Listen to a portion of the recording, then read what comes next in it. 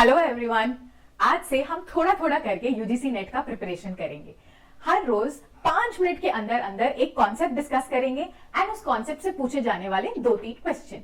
ये जो 5 मिनट का सीरीज है आप सबके लिए बहुत हेल्पफुल रहेगा, क्योंकि आप लगभग 50 डेज के अंदर अंदर 100+ कॉन्सेप्ट्स रिवाइज कर लेंगे एंड 200 to 300 क्वेश्चंस कवर कर लेंगे, ये सब दिन में सिर्फ 5 मिनट देते हुए। तो ये जो अपना डिस्कशन है ये हम स्टार्ट करेंगे एक ऐसा सब्जेक्ट से जो इंपॉर्टेंट है, लेंदी है, पर बहुत ही स्कोरिंग भी है, जो है कॉन्स्टिट्यूशनल लॉ।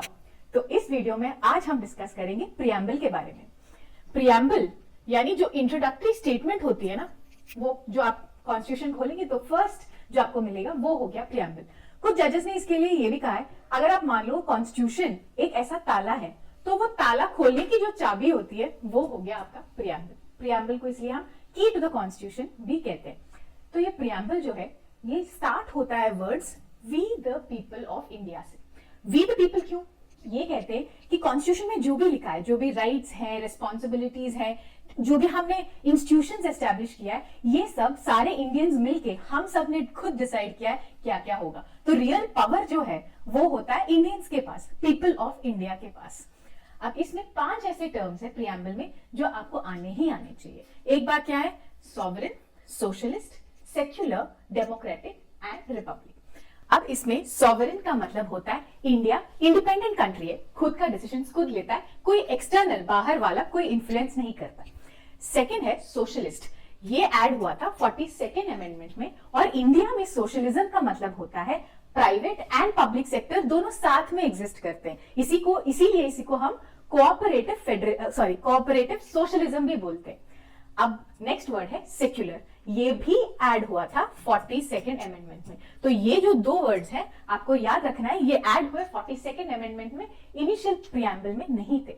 सेक्युलरिज्म का मतलब होता है कि इंडिया में कोई भी ऐसा रिलीजन नहीं होगा जिसको अपना गवर्नमेंट, अपना स्टेट या सेंटर का गवर्नमेंट उसको प्रमोट नहीं करेगा, सारे रिलीजन्स को वो इक्वली ट्रीट करेंगे। अब आते हैं डेमोक्रेटिक। डेमोक्रेटिक मतलब जो हमें रूल करेंगे हम खुद उनको चुनेंगे, फ्री एंड फेयर इलेक्शंस। फिर आता है रिपब्लिक। रिपब्लिक माने जो भी अपना हेड ऑफ स्टेट होता है, हमारे यहाँ पे प्रेसिडेंट जो भी होते हैं वो एक इलेक्टेड पर्सन होता है, कोई भी किंग, मोनार्क या रिलीजियस हेड वहां पे बैठा नहीं है। अब ये जो 5 टर्म्स है ये समझते हुए अब एक इंपॉर्टेंट क्वेश्चन को समझते हैं कि ये जो प्रियम्बल है ये कॉन्स्टिट्यूशन का पार्ट है कि नहीं है, कि बस इंट्रोडक्शन है पर कॉन्स्टिट्यूशन अलग है, ऐसा होता है? तो इस पे बहुत डिस्कशन हुआ, सुप्रीम कोर्ट में ये क्वेश्चन बहुत बार आया, बहुत डिस्कशन हुआ एंड 1960 में पहली बार सुप्रीम कोर्ट ने कहा इन रे बेरुबारी के केस में कि ये जो प्रियम्बल है वो इंपॉर्टेंट है पर कॉन्स्टिट्यूशन का पार्ट नहीं है। तो पहले उन्होंने कहा था कि पार्ट नहीं होता है, पर ये चेंज हो जाता है 1976 में केशवानंद भारती के केस में, जब वो कहते हैं कि प्रियम्बल जो है वो इंपॉर्टेंट है एंड कॉन्स्टिट्यूशन का पार्ट ही है। जैसे कॉन्स्टिट्यूशन में फंडामेंटल राइट्स, फंडामेंटल ड्यूटीज अलग अलग पार्ट्स है, प्रियम्बल भी कॉन्स्टिट्यूशन का ही पार्ट है। तो ये लोग कह देते हैं yes it is a part. अब यहाँ पे क्वेश्चन एक और आती है, तो प्रियम्बल से क्या नहीं मिलता है हमें? प्रियम्बल से आपको कोई राइट्स नहीं मिलते, प्रियम्बल से किसी को कोई पावर्स नहीं मिलते, एंड प्रियम्बल का डॉक्यूमेंट आप लेके कोई भी हाई कोर्ट या सुप्रीम कोर्ट में जाके उसको एनफोर्स नहीं कर सकते। तो ये एक इंपॉर्टेंट पॉइंट हो जाता है कि प्रियम्बल इंपॉर्टेंट है पर एनफोर्सेबल नहीं है। ओके, अब देखते हैं कुछ क्वेश्चंस जो एग्जाम में आए इसको रिलेटेड।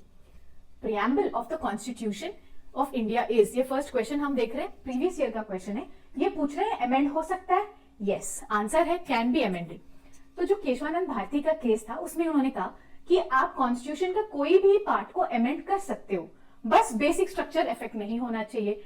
अब उसी केशवानंद भारती में उन्होंने ये भी कहा था कि प्रियम्बल भी पार्ट है कॉन्स्टिट्यूशन का। तो इसीलिए आज के जमाने आफ्टर 1976 ऐसा माना जाता है प्रियम्बल कॉन्स्टिट्यूशन का पार्ट है, तो इसीलिए आप प्रियम्बल को भी अमेंड कर सकते हैं, बस बेसिक स्ट्रक्चर को इफेक्ट नहीं करना चाहिए कोई भी अमेंडमेंट हो। अब चलते हैं नेक्स्ट क्वेश्चन, सेकंड क्वेश्चन। इस क्वेश्चन में वो पूछ रहे हैं कि which of the following is correct. First statement देखते हैं, कह रहे हैं preamble embodies intentions of founding fathers. हाँ, ये तो सही है, जो भी वो कॉन्स्टिट्यूशन में बताना चाहते थे इतना बड़ा कॉन्स्टिट्यूशन में, उसका समरी उन्होंने प्रियम्बल में दिया है। तो ये आपका फर्स्ट स्टेटमेंट सही है।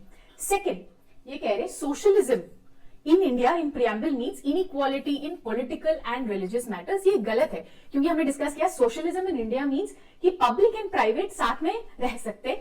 ये does not deal with religious and social political matters.